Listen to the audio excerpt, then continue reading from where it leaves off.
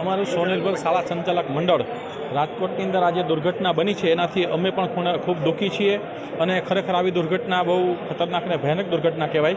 જેના સંતાનો ગયા છે એના માટે અમને પણ દુઃખની લાગણી છે અને અમારું મંડળ પણ એના માટે દુઃખની લાગણી વ્યક્ત કરે છે.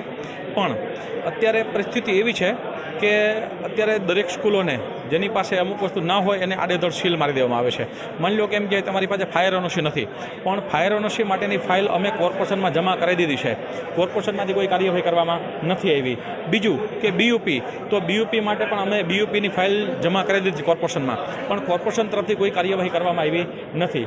જે તે સમયે અમારે ત્યાં આવે અને અમે કહીએ છીએ કે ભાઈ અમારી પાસે ફાઇલ ઇન્વર્ટ કરાવવાના ડોક્યુમેન્ટ છે, ફાયર એનઓસીના ઇન્વર્ટના ડોક્યુમેન્ટ છે, બીયુપીના ઇન્વર્ટના ડોક્યુમેન્ટ છે, પણ એ લોકો માનતા નથી. એવું જ કહે છે કે ભાઈ તમારી પાસે નથી એટલે અમે સીલ મારીએ.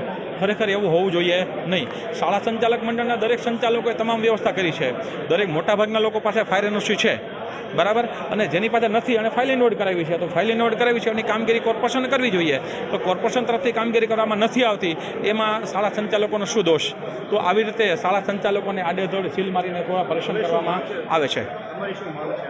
હવે અમારી એક જ માંગ છે કે અમને જે ક્વેરી આપવામાં આવી છે કે માની લો ફાયર એનઓસી માટે, તો ફાયર એનઓસીનું ફિટિંગ અમારે ત્યાં તૈયાર છે, અમે ફાઇલ પણ જમા કરાવી છે, તો એની પર કોર્પોરેશન તાત્કાલિક કાર્યવાહી કરે, બરાબર, અને અમે બીયુપીની જે ફાઇલ જમા કરાવી છે એને બીયુપી આપવાની તાત્કાલિક કાર્યવાહી કરે, જેથી કરીને અમે અમારી સારી રીતે શાળા ચલાવી શકીએ. બસ અમારી આ જ માંગ છે.